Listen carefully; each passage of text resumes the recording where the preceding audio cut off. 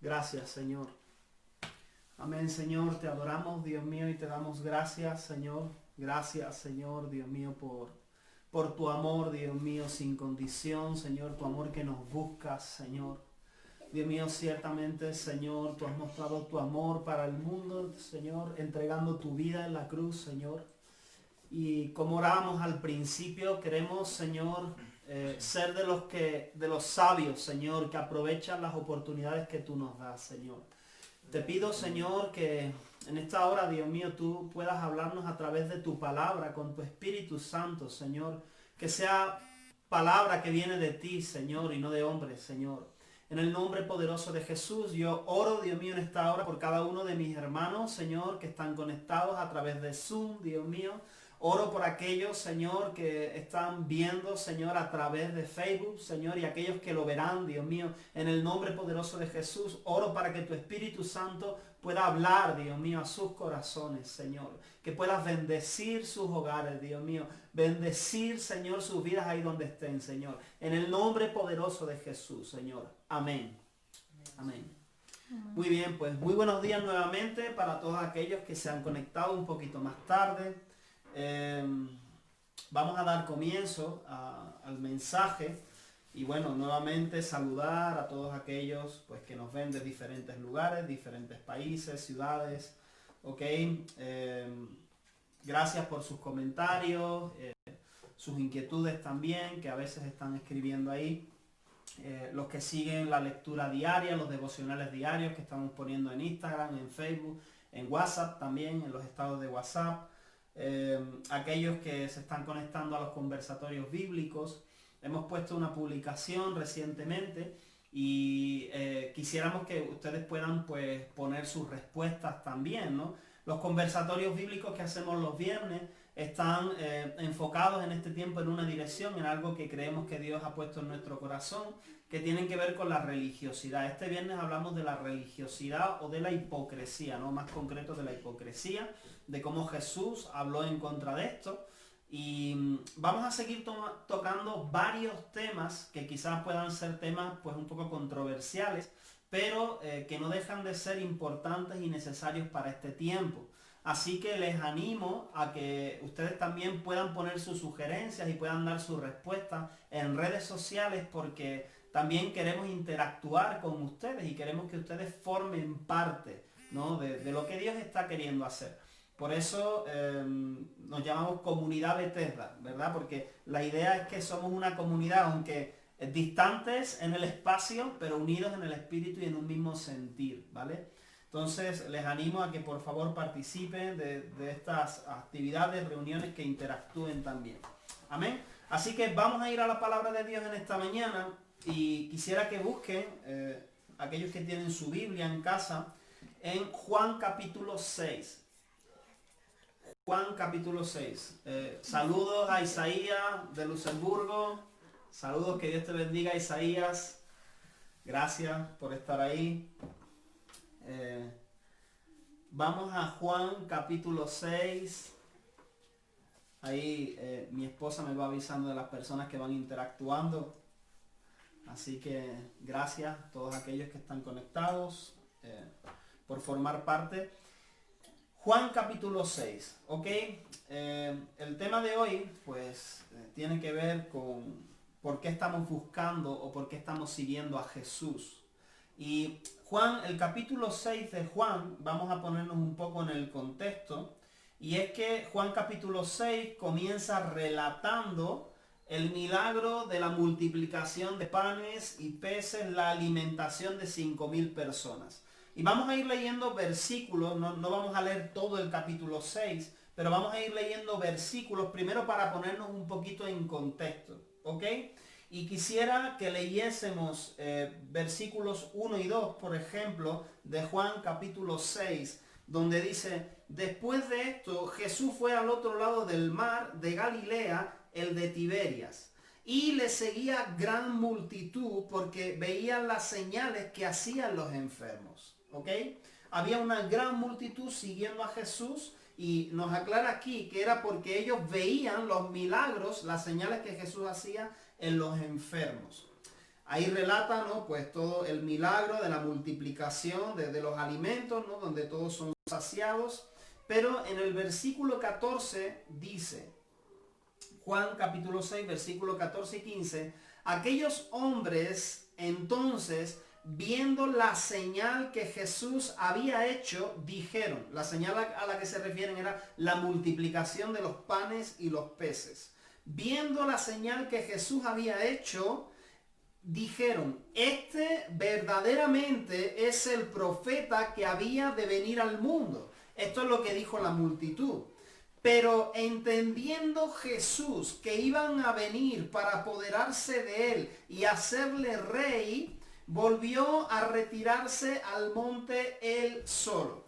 Lo que vemos aquí es que Jesús veía, conocía las intenciones de la gente de querer apoderarse de él, de tomarlo, ¿no?, ahí en una euforia por el milagro que habían visto de las personas habían visto de Jesús. Y lo que vemos es que Jesús sabía que la gente en un ataque de euforia iban a venir, iban a tomarle, iban a querer hacerle el rey, ¿no? Jesús queremos que sea el rey de nuestras vidas, ¿ok? Ahí está el contexto. Ahora, vamos a seguir leyendo al versículo 25-26, donde dice que esta multitud sigue a Jesús, ¿vale? Lo que vemos aquí es que después de que la multitud está ahí, ¿no?, queriendo venir hacia Jesús, Jesús decide apartarse, él invita a sus discípulos a pasar al otro lado del mar, y en este intermedio lo que sucede es que Jesús camina en el mar, se encuentra con sus discípulos y esta escena, ¿verdad? Pero dice en el versículo 25 que hallándole al otro lado del mar, le dijeron, la multitud, después de que Jesús cruza al otro lado del mar, la multitud decide seguir a Jesús, coger barcas e irse al otro lado del mar, y ellos están persiguiendo a Jesús. Y resulta que cuando llegan a la otra orilla, dice, hallando al otro lado del mar, le dijeron, Rabí, ¿cuándo llegaste acá? Respondió Jesús y les dijo, de cierto os digo que me buscáis, no porque habéis visto las señales, sino porque comisteis el pan y os saciasteis. Trabajad no por la comida que perece, sino por la comida que a vida eterna permanece, la cual el Hijo del Hombre os dará, porque a este señaló Dios el Padre. ¿Verdad? Y lo que estamos viendo aquí es que la multitud sigue a Jesús, pero Jesús, cuando se encuentra con la multitud, les confronta revelando las verdaderas intenciones que tenían al seguirle. Y yo quiero hacer aquí una pausa y decir que en realidad yo creo que necesitamos analizar cuáles son mis motivaciones a la hora de seguir a Jesús. ¿Cuáles están siendo mis verdaderas motivaciones a la hora de seguir a Jesús? Porque realmente Jesús, ni corto ni perezoso, se volvió y sin que la multitud dijera o hiciera nada, les dijo, oigan, ustedes no me están siguiendo porque han visto las señales y saben o creen que yo soy el Hijo de Dios. Ustedes en realidad me están siguiendo por un interés personal. Ustedes me están siguiendo por los panes y los peces. Y Jesús le dice a la multitud dónde deben estar o dónde deben poner ellos sus esfuerzos, y estos preguntan, ¿qué debemos hacer nosotros para agradar a Dios? ¿Qué debemos hacer nosotros para agradar a Dios? Y lo que Jesús le responde es en Juan capítulo 6, versículos 27 y 29. Dice, Juan capítulo 6, versículos del 27 al 29. Trabajad no por la comida que perece, sino por la comida que a vida eterna permanece, la cual el Hijo del Hombre os dará, porque a este señaló Dios el Padre.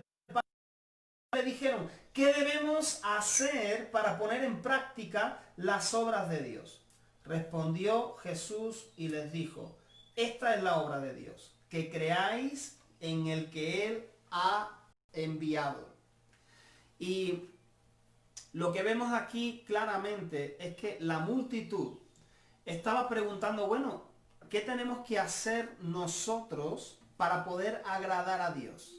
¿Qué tenemos que hacer nosotros para estar bien delante de Dios? La multitud estaba pensando en alguna obra que ellos podrían hacer.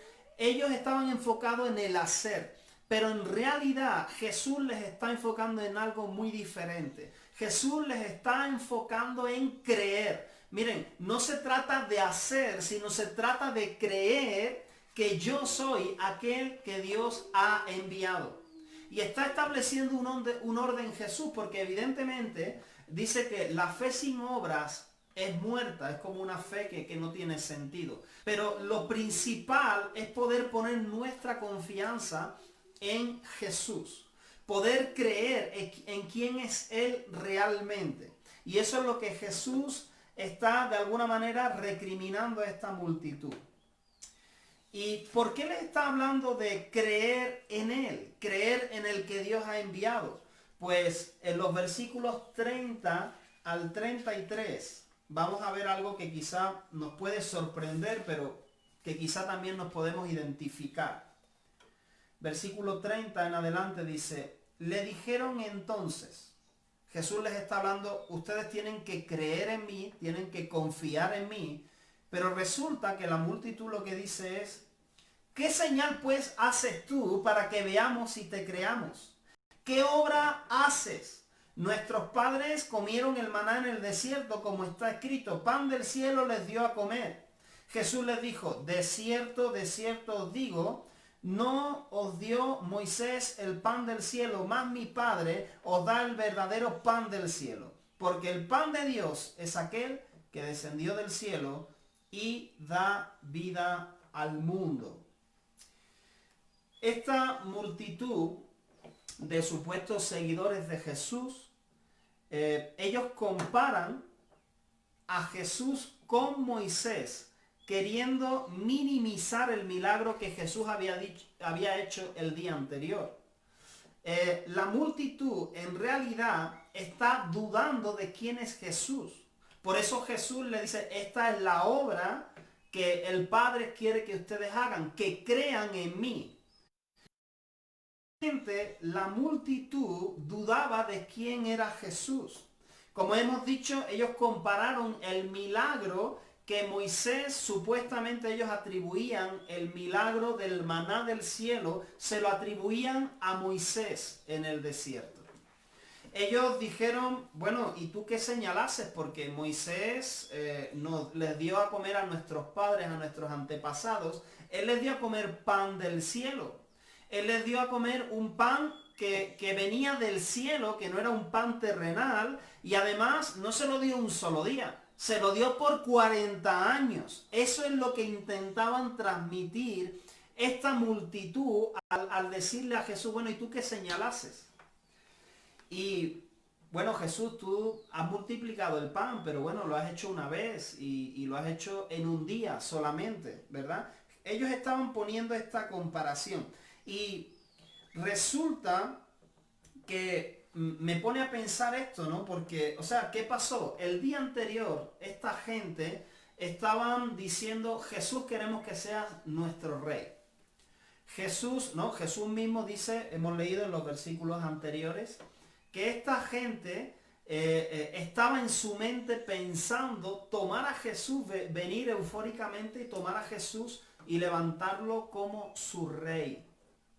Y al día siguiente, esta gente, después de que Jesús les confronta y les dice la verdad de lo que hay en su corazón, están diciendo, bueno, ¿y tú qué señalas de que realmente eres quien dice que eres? Y veo aquí, y esto me pone a pensar, que tenemos facilidad para exaltar a Jesús y después rechazarlo o dudar de él. Y me gustaría pues que pueda reflexionar o que podamos reflexionar en cuanto a esto. Lo fácil que es para nosotros las personas un día por algo, Jesús, tú eres el rey de mi vida, Jesús, yo te quiero en mi vida, wow, Jesús, me has provisto, me has dado pan de donde no había, me has dado peces de donde no había, Señor, me has ayudado a llegar a final de mes, Señor, me has sanado, yo quiero que tú seas el rey, pero después si Jesús viene y me confronta con algo, con alguna intención que no está muy correcta en mi corazón, a ver, demuéstrame quién eres, Jesús, ¿no? Dudar de Jesús o incluso rechazar a Jesús. Si leemos versículos 41 y 42, dice, murmuraban entonces de él los judíos, porque había dicho yo soy el pan que descendió del cielo. Y decían, ¿no es este Jesús el hijo de José, cuyo padre y madre nosotros conocemos? ¿Cómo pues dice este, del cielo he descendido? Vemos como en realidad el pueblo sigue dudando y cuestionando a Jesús. O sea, este dice que descendió del cielo, pero sí, pues este no es Jesús el hijo de José. Pues no le conocemos y sabemos de dónde viene. No vemos cómo murmuraban entre ellos y cuestionaban a Jesús. Versículos 35 al 40. Jesús habla de cuáles son los requisitos de los verdaderos discípulos, ¿vale? Y es muy importante que prestemos atención a esta parte. Jesús habla de, en realidad, cuáles son los requisitos o cuáles son los indicadores de los que son verdaderos discípulos. Vamos a leer versículos del 35 al 40. Y dice, Jesús les dijo, yo soy el pan de vida, el que a mí viene nunca tendrá hambre, y el que en mí cree no tendrá sed jamás. Mas os he dicho que aunque me habéis visto, no creéis. Todo lo que el Padre me da vendrá a mí, y el que a mí viene no le echo fuera. Porque he descendido del cielo no para hacer mi voluntad, sino la voluntad del que me envió. Y es la voluntad del Padre el que me envió. Que de todo lo que me diere no pierda yo nada, sino que lo resucite en el día postrero. Y esta es la voluntad del que me ha enviado. Que todo aquel que ve al Hijo y cree en Él, tenga vida eterna, y yo le resucitaré en el día postrero. Te invito a, en casa, si es necesario volver a releer esto, pero yo he anotado algunos puntos que hablan de cuáles son las condiciones aquí, o cuáles son los requisitos, o cuáles son los indicativos de los discípulos. En realidad, por un lado, en estos versículos yo puedo resaltar cuál es la voluntad del Padre, porque lo repite en dos ocasiones. En uno de estos versículos dice que la voluntad del Padre es que todo el que me diere, la voluntad del Padre es que, está hablando Jesús, la voluntad del Padre es que todo el que Él me diere no se pierda. Esa es la voluntad del Padre.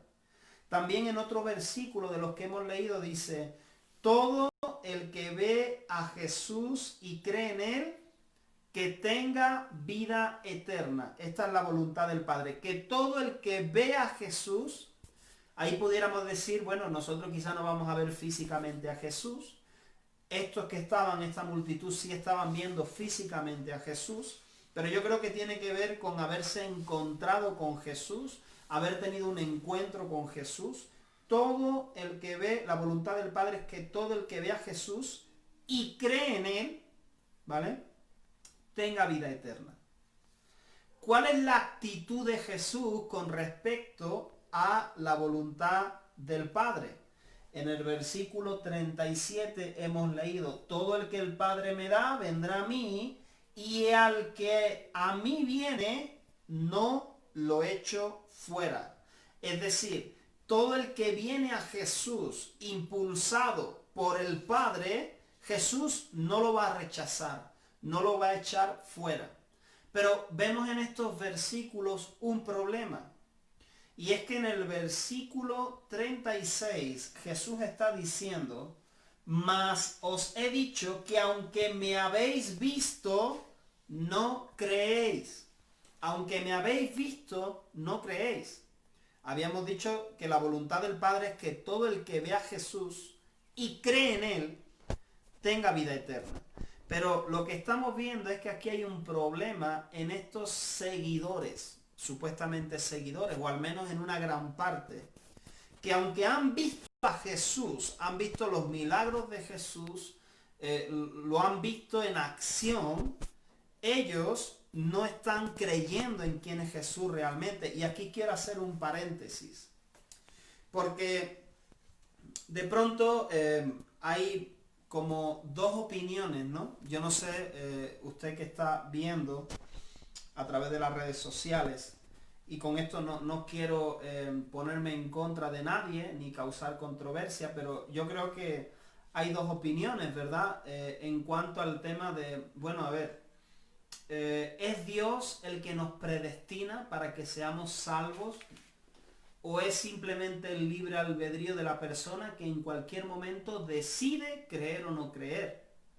Y a veces se convierte como en un choque, dos opiniones. Pero yo creo que la Biblia no se contradice, sino al contrario, la Biblia se complementa. Y yo creo que estas dos posturas u opiniones de lo que es la predestinación, que está claro que la Biblia habla de que Dios nos ha predestinado, eso está claro, no choca con que también Dios está contando con la decisión que tú y yo tenemos que tomar personalmente. Y quiero leerte rápidamente dos versículos saliéndome de Juan capítulo 6. Pero vamos a regresar a Juan luego, así que te animo a marcar ahí en tu Biblia. Primera de Timoteo capítulo 2. Vamos a ver cuál es la voluntad, cuál es el deseo de Dios. Primera de Timoteo capítulo 2, versículos 3 y 4 dice: porque esto es bueno y agradable delante de Dios nuestro Salvador. Y versículo 4 dice: el cual quiere que todos los hombres sean salvos y vengan al conocimiento de la verdad. Está diciendo aquí que el deseo de Dios, lo que Dios quiere es que todos, si es posible, todos los hombres sean salvos y vengan al conocimiento de la verdad. Esto dice Pablo a Timoteo, pero vemos también las palabras de Pedro en segunda de Pedro capítulo 3:9. Segunda de Pedro capítulo 3 versículo 9 dice: el Señor no retarda su promesa, según algunos la tienen por tardanza.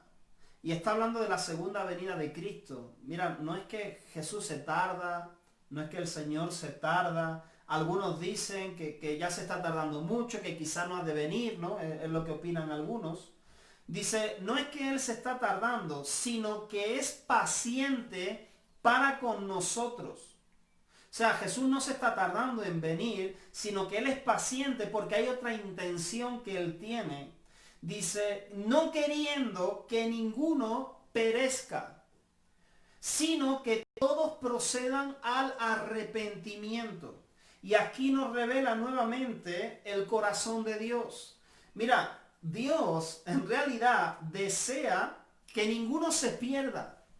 Lo que Él desea es que ninguno se pierda, sino que todos puedan proceder al arrepentimiento. En estos dos versículos lo que vemos es el deseo de Dios, la voluntad de Dios, el corazón de Dios para salvar a la humanidad. Dios, yo no sé si tú has pensado alguna vez en un Dios que hace acepción de personas, ¿no? Y hay un versículo precisamente que dice que Dios no hace acepción de personas, que es un Dios selectivo. Es un Dios que escoge, este sí, este no. Eso, no sé, eso quizá habla más de un pensamiento humano, ¿no? Que rechazamos a uno por apariencia, este no me gusta, no me cae bien, este sí me agrada, el otro no. sino que el corazón de Dios, el deseo de Dios es que todos sean salvos, que todos vengan al conocimiento de la verdad, que todos procedan al arrepentimiento. Pero nos encontramos frente a una realidad, y es que la realidad, la triste realidad, es que no todos los hombres en la humanidad, no todos se salvarán. La Biblia nos habla, muchos llamados, pocos escogidos, nos habla de un camino estrecho, de un camino ancho, ¿vale? ¿Por qué no todos se salvarán? Porque cada uno necesita creer. Y creer es una decisión que yo tengo que tomar. Pero entonces, ¿esto qué es? ¿Una contradicción?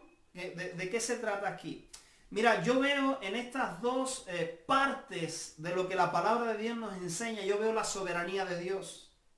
Porque es Dios el que da la oportunidad. Yo no puedo inventarme una oportunidad de parte de Dios. Yo no puedo fabricar una oportunidad de parte de Dios. Yo no puedo decidir, creo que ahora me voy a arrepentir. O, bueno, en realidad ahora no me voy a arrepentir. Creo que el año que viene me arrepentiré. Porque no eres tú ni soy yo el que provoca en nuestra propia vida una convicción de pecado. Es el Espíritu Santo. Es Dios mismo atrayéndote o atrayéndome hacia Él. Es Dios mismo tocando mi corazón. Es Jesús mismo tocando a la puerta de tu corazón. Es Jesús diciendo, he aquí yo estoy a la puerta y llamo. Y si alguno me abre, yo entraré y cenaré con él. Pero está diciendo, si alguno me abre, porque está la opción de que tú no, yo no le abra. Entonces lo que está claro que el que toma la iniciativa aquí es Dios. No me elegisteis vosotros a mí, yo os elegí, yo os predestiné. Pero aún así hay una parte donde tú y yo tenemos que escoger, tenemos que decidir. Entonces decimos que es Dios el que da la oportunidad, pero somos nosotros los que debemos aprovecharla. Así que te animo. Y yo creo, ¿no? Yo creo que Dios en su amor quiere dar oportunidad a cada uno. Quiere dar oportunidad a cada uno. Por tanto, ahí viene el versículo que dice, si escuchas hoy su voz, no endurezcas tu corazón. Porque quizá mañana puede ser tarde. Si Dios te habla a ti hoy, a través de esta palabra, o te habla, tú hoy puede ser mañana, no lo sé, abres tu Biblia y Dios te habla, o Dios se te revela y te habla, ¿verdad? Si lo escuchas hoy, no endurezcas tu corazón. Y nuevamente vemos aquí la probabilidad, la posibilidad de endurecer el corazón ante Dios. Entonces vemos estas dos. La soberanía de Dios es Jesús está hablando, mira, nadie puede venir a mí si el Padre no lo trae, ¿verdad? Ahí vemos la iniciativa y la soberanía de Dios. Pero aún viniendo, el deseo de Dios es que aquellos que ven a Jesús crean también en Jesús y entonces sean salvos. Pero la decisión de creer, porque aquí vemos estos hombres que estaban viendo a Jesús, pero aún así no creían. Y para ir finalizando, Juan capítulo 6, versículo 60 al 66. Juan, vamos a regresar a Juan para finalizar.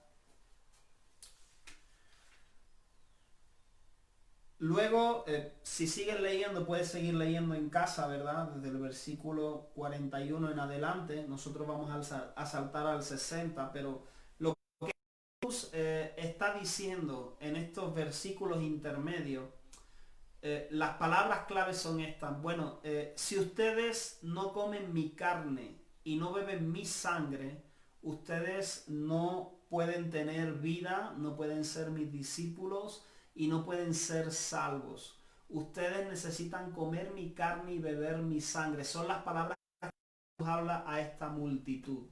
Está claro que Jesús se estaba refiriendo a reconocerlo, a aceptar este sacrificio que él iba a hacer de dar su vida, reconocer que Él es el enviado de Dios, Él es el Hijo de Dios, que viene a pagar por nuestros pecados. Si ustedes no hacen esto, y quizá las palabras que Él usó, pues a la multitud le escandalizó, y ahora vamos a verlo.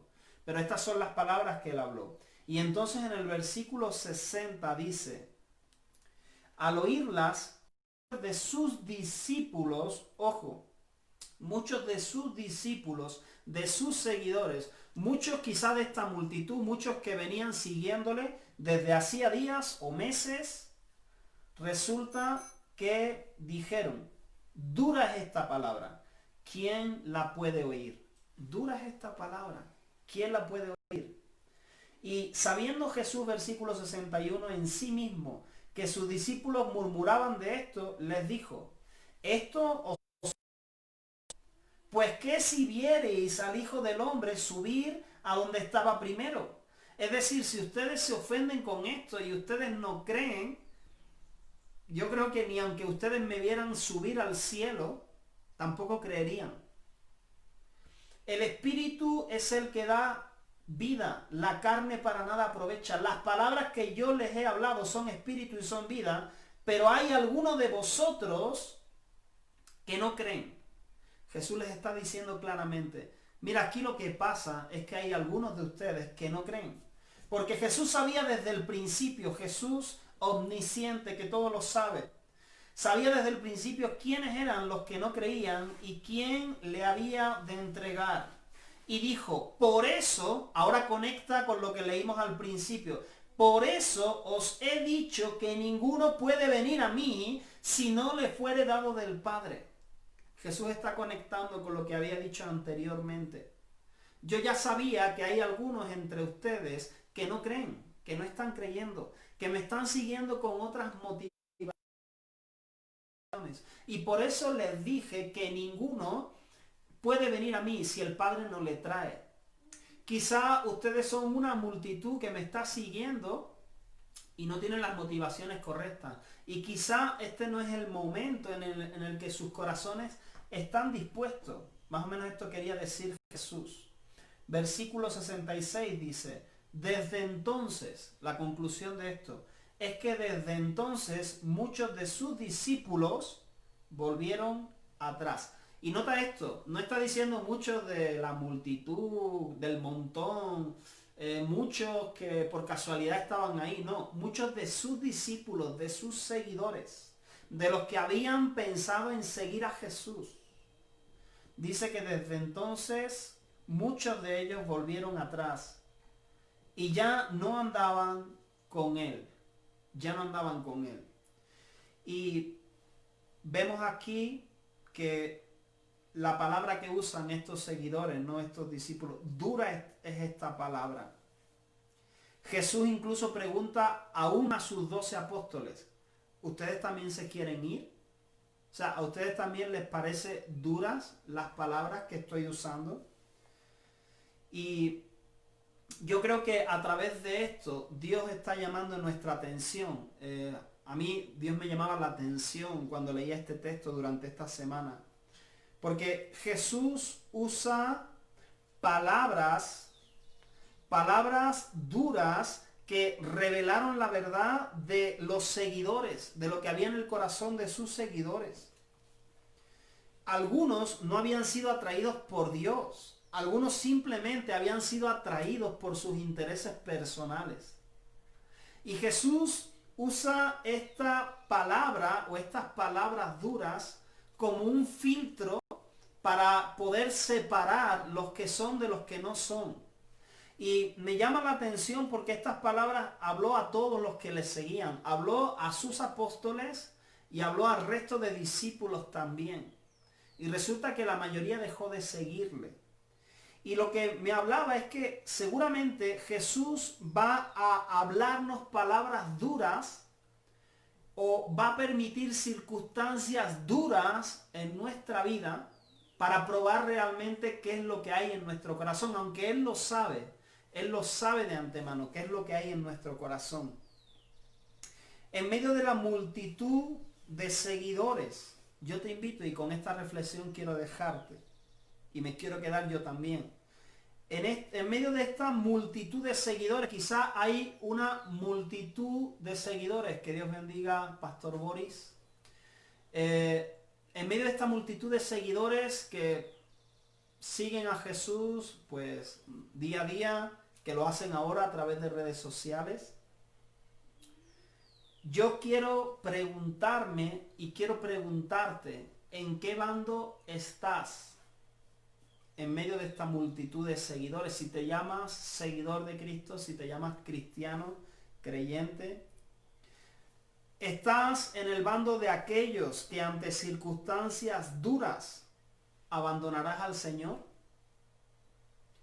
¿Estás en el bando de los verdaderos creyentes que seguirán a Jesús a pesar de que no entiendan lo que Jesús está diciendo? Porque esto me llamaba mucho la atención. Quiero que paremos a reflexionar en algo. Los discípulos de Jesús, los apóstoles, los más cercanos, ellos no siempre entendían lo que Jesús estaba diciendo. Y puedes leerlos en los evangelios, cuántas veces se paran y empiezan a murmurar en voz baja entre ellos, ¿no? Así como en voz baja, ¿no? Como, ¿qué está queriendo decir Jesús? Oye, esto ha dicho, creo que lo ha dicho por ti, ¿no, Juan? Creo que el maestro está enojado contigo, ¿no? Entre ellos ahí, ¿no? ¿Quién va a ser el mayor? Y hay cosas que ellos realmente no entendían de Jesús. Ni aún hasta cuando Jesús murió hay cosas que todavía no entendían. Pero lo que marcó la diferencia es que los que permanecieron con Jesús decidieron seguirle y creer en quién era Jesús, independientemente de las palabras que Jesús dijera o de las cosas que Jesús les pidiera. Porque muchas veces quizás pudieron ser palabras confrontativas hacia ellos mismos. Pero esto es lo que marcó la diferencia. Que el que era verdaderamente un discípulo del Señor permanecía siguiendo a Jesús y creyendo en quién es Jesús, aunque la cosa se ponga dura, difícil. Y yo creo que este es un tiempo donde quizá, no sé si son palabras duras las que estás escuchando del Señor. Yo no sé si es que Jesús está hablando a tu vida y te está pidiendo cosas o te está confrontando con cosas que te parecen duras. O yo no sé si es que Dios está permitiendo circunstancias en tu vida o en la mía que nos parecen duras. Que nos parece duro la situación económica, que nos parece duro la situación laboral, que nos parezca duro el no poder congregarnos, que nos parezca duro el que salgan ciertas leyes que van en contra nuestra. Yo no lo sé. Pero lo que tengo claro es que Dios está permitiendo circunstancias o palabras duras para probar realmente quién es aquel que le está siguiendo con las intenciones correctas y con un corazón genuino, que cree, que ha creído en que Jesús es el Hijo de Dios. Y si estas circunstancias que están ocurriendo ahora te están llevando a tambalearte, a enfriarte, a pensar o cuestionar a Jesús de quién es Jesús realmente para ti, ¿qué va a pasar cuando la cosa se ponga peor? Por eso te llamo y me llamo a reflexión. Yo creo que Dios mismo nos llama a reflexión en este día. Y yo creo que hay un tercer bando, ¿no? Hemos dicho, bueno, los que seguían a Jesús por motivaciones equivocadas, motivaciones personales, los que realmente eran discípulos de Jesús, pero creo que puede haber un grupo de personas que esté escuchando hoy, y hablo de un tercer bando, que aunque quizá tú has estado siguiendo a Jesús por otras motivaciones, a lo mejor inconscientemente, puede ser que esta palabra te esté despertando hoy. Que esta palabra esté siendo inspirada por el Espíritu Santo hoy y Jesús esté tocando a tu puerta. Y que realmente hoy o esta palabra sea la oportunidad que Dios te está dando para que realmente tú creas y decidas confiar en Jesús. Es posible que haya personas hoy que aunque han estado en medio de esa muchedumbre, de multitud, de que han estado persiguiendo a Jesús, pues quizá por lo que Jesús puede hacer, Dios te está llamando hoy a creer de manera genuina. Y yo quiero orar en esta mañana, especialmente por estas personas que están escuchando. Y yo te invito, si tú eres de aquellos que está siendo confrontado con esta palabra, digas, Señor, heme aquí.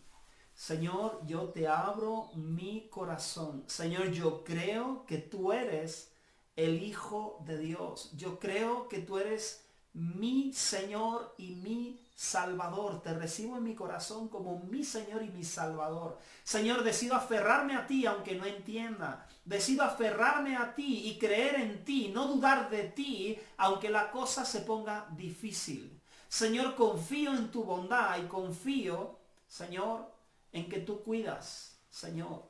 Cuidas de aquellos que vienen a ti y que tú no rechazas a aquellos que vienen a ti, Señor, que el Padre ha enviado.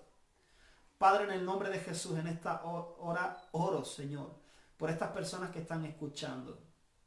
Estas personas que tú hoy mismo, tú mismo, Dios, estás atrayendo hacia ti mismo. Estas personas que tú estás llamando, Señor, estas personas a las cuales estás tocando su corazón en esta mañana, Señor, que ellos puedan tener la certeza de que tú no los vas a rechazar. Señor, que puedan tener la certeza, Señor, de quién eres tú. Oro, Señor, que se rompan ataduras en sus vidas, Señor. Oro, Dios mío, Señor, que puedan ser libres de seguirte, creyendo en ti, Señor. En el nombre poderoso de Jesús. Amén.